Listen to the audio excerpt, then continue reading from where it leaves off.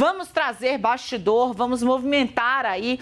A Semana da Política termina, gente, com uma lista crescente de integrantes de cotados para o Supremo Tribunal Federal. Eu vou começar contando um pouco de como é que está a situação. A situação é essa. Os cotados estão fazendo uma espécie de fila no gabinete do ministro Ricardo Lewandowski. Lewandowski vai se aposentar em maio. A partir dali, Lula vai indicar um nome para a corte, para a vaga de Lewandowski. E tem muita gente passando no gabinete de Lewandowski exatamente para tentar as bênçãos ali do decano ou, no mínimo, garantir a sua não oposição. Segundo o pessoal que está junto com o Lewandowski, ele diz a todo mundo, olha... eu posso, no máximo, indicar ao presidente um perfil, não um nome, mas é claro, eu acho que a pessoa que vai entrar para o Supremo tem de ter coragem, inclusive para enfrentar as pressões externas, sociedade, imprensa, e as pressões internas, porque este é um tribunal que sofre pressão de absolutamente todos os lados. O ministro Ricardo Lewandowski está recebendo todo mundo, sim. Inclusive gente que já teve mais adiantada na fila, gente que passou para o final da fila, mas ele tem o favorito dele, que é o Manuel Carlos.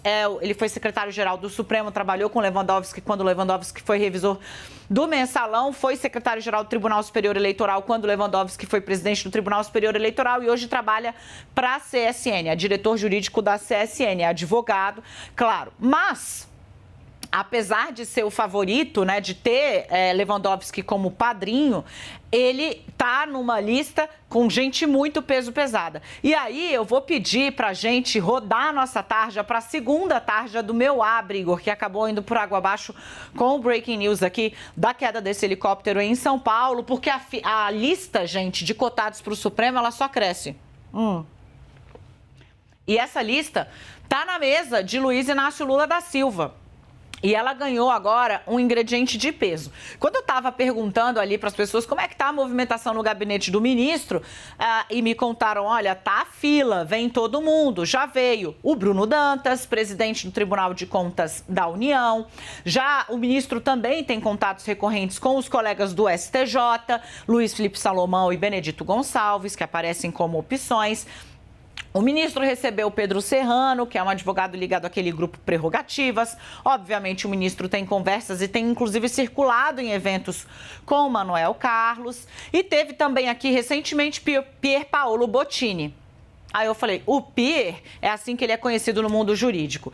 Pier Paolo Bottini não é uma figura de pouco peso nem no PT, nem para o próprio Lula. Apesar de não ter com Lula a ligação que tem Cristiano Zanin, o advogado, o criminalista que defendeu o petista na Lava Jato, ele começa a carreira dele chefiando o gabinete de uma deputada do PT.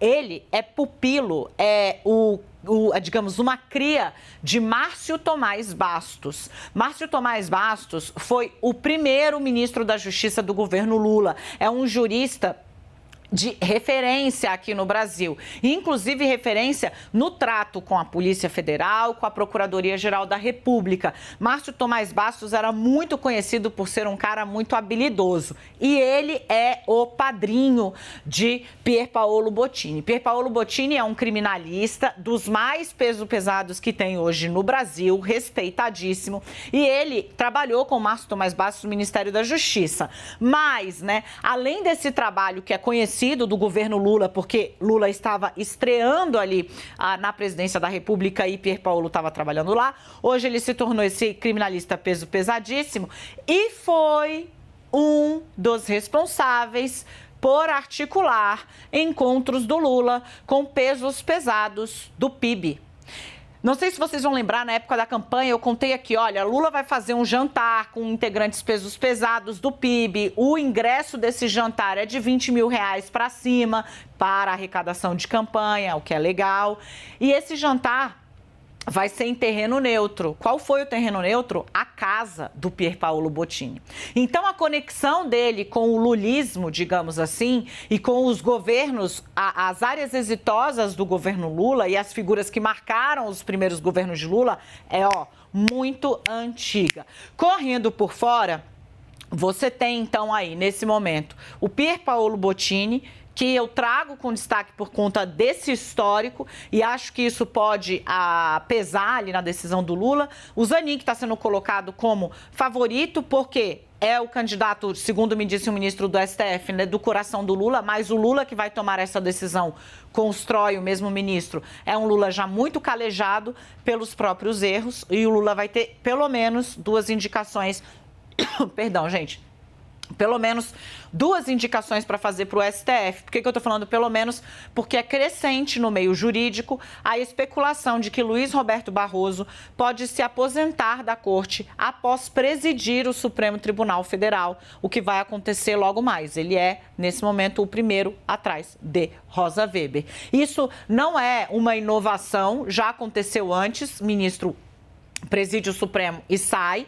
Luiz Roberto Barroso estaria manifestando essa vontade e então isso poderia dar a Lula não 1, não 2, mas 3 vagas.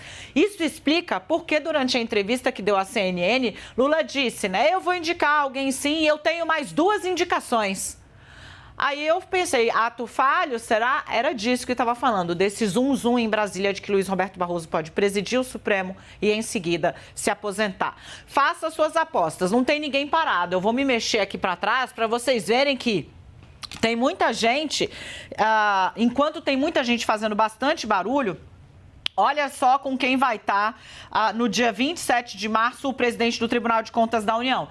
Alexandre Padilha, ministro da Secretaria de Governo, o cara da articulação política do governo Lula. Gabriel Galípolo. Aliás, Fernando Haddad é um cara com quem o Pier Paolo Bottini tem um laço muito forte, o ministro da Fazenda. Galípolo é o número 2 do Haddad. Simone Tebet, ministra do Planejamento. Renan Filho, com quem Bruno Dantas tem uma relação assim. Alexandre da Silveira, ministro de Minas e Energia. Jacques Wagner, senador muito influente também junto a Lula.